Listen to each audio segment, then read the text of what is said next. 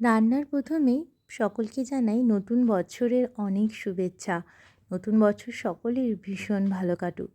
এই December January মাসে মানুষের মন যখন শুধু ঘুরি ঘুরি মনে হয় আর বিভিন্ন মেলা উৎসবে মেতে উঠতে ইচ্ছে হয়, তখন আমাদের ভুরিভোজ হয় না? সেটা তো হয় না।